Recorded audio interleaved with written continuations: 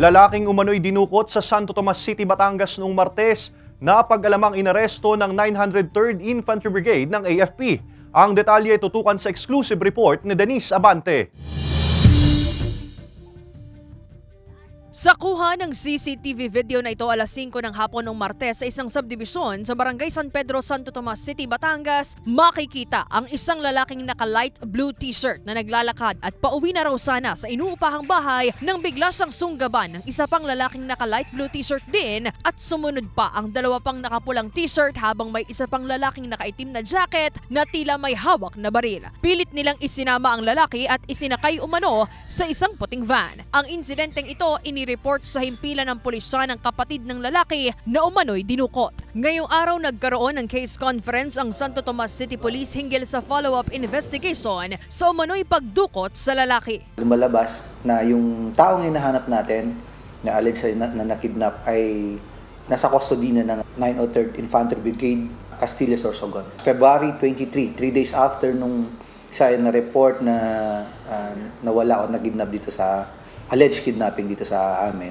After 3 days po ay, yun nga po, sinerve naman ng CIDG yung warrant at about 4 p.m. sa 903rd Infantry Brigade. Napag-alaman din ng pulisya na nahaharap ang lalaking umano'y dinukot sa patong-patong na kaso sa Bicol Region. Doon sa coordination natin sa counterpart ay 3 counts of murder yung sinerve and isa pong violation of RA 10591 or sa Comprehensive Firearms Law. No? Other criminal case number 2021, that's 1040 to 3806. So, yun yung mga cases na kinakaharap ko niya.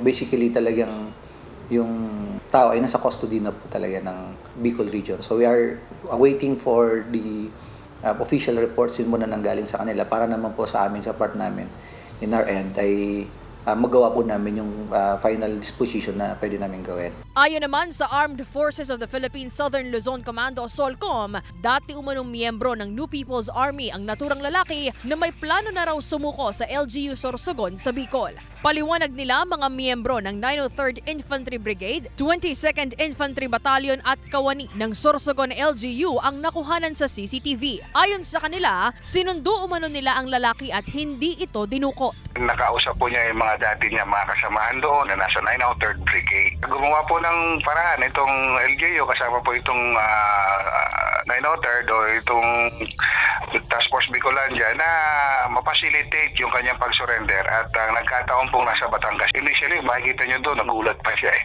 Pero nung makita po niya yung kanyang mga kasamahan na naan doon, hindi na siya kinakailangan lagyan ng posas.